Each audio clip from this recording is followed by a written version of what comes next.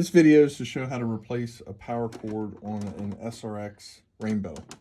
So the first thing, we need to take these lenses off, just a little flat screwdriver, and just get under here, pop them off.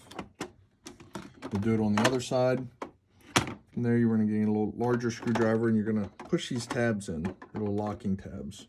Just kind of lift up on it slightly, push them in, around the other side. So now from there, you can see it's kind of gapped. Now we're going to come to the back. We're going to need a T20 Torx bit. We sell these for like $3. It's a 3.5 inch. It's a little bit longer to get back into the deeper pockets to remove the screws. You remove all 6 screws. And from there, just going to pull this off. You're going to lift it up a little bit to pull it off, because as you can see, it kind of has that little pivot there. So when you put it back on, you're going to want to put that in like so.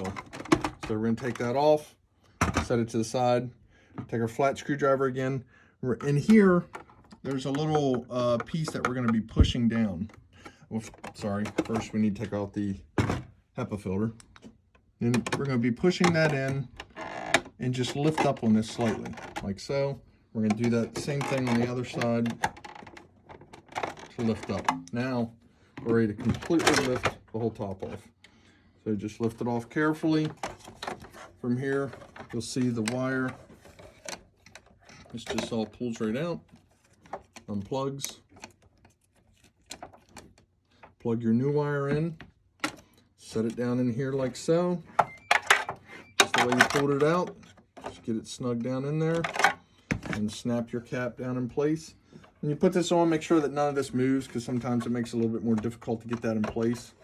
So just very delicately sit that down over top of it, come around and just work it down into place till you hear everything snap down in. Put your HEPA filter on, and like I showed you with the rear cover assembly, and you're all good. If you have any questions, let us know.